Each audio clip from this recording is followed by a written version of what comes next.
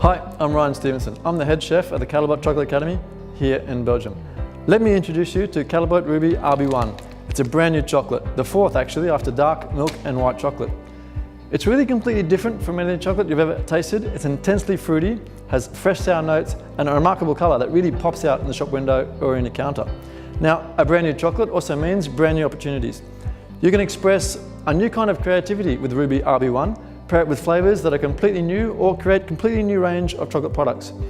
Also for hand dipped products or enrobed pralines. So how does it work with Ruby? Well, let me show you. First, we'll create a filling matching the taste of Ruby chocolate.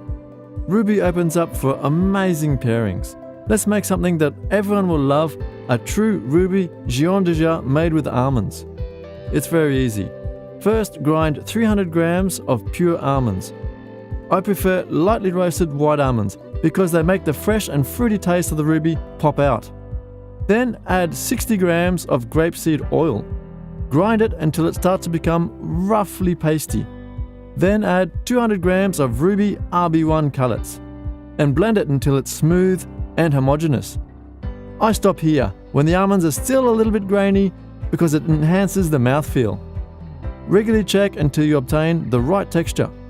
And that's it, your Ruby Almond gianduja is ready. Check the temperature, it should be around 29 degrees Celsius. At this temperature, you can pipe the Ruby gianduja into molds and it will perfectly harden and crystallize. So I transfer the gianduja into a piping bag and pipe the filling into a silicone mold. Tap the mold briefly to get rid of any air bubbles.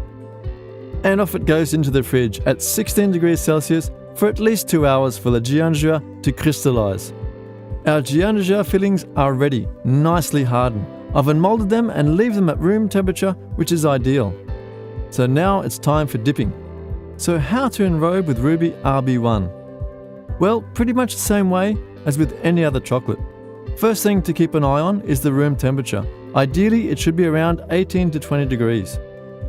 Colder or hotter will cause the chocolate to cool too fast or too slow, which might give the chocolate a dull or grey look. So 20 degrees Celsius is perfect.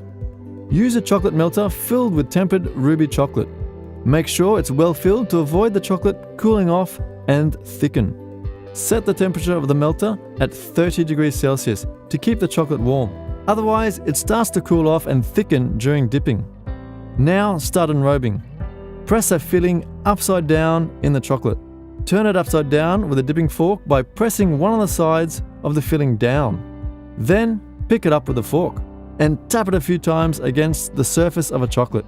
The tapping motion will drag excess chocolate literally down because we want to end up with a thin, even chocolate layer around each praline and an elegant base.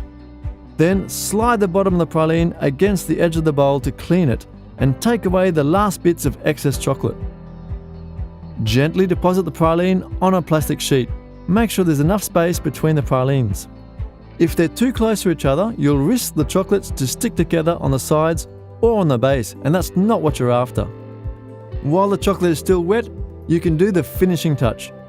Try arranging some dried flower petals, for instance. And this way you can finish all the pralines. All done! And Ruby RB1 is still perfectly fluid. I'll then leave the praline to cool down completely, either at room temperature or for a few hours in the fridge at 16 degrees Celsius.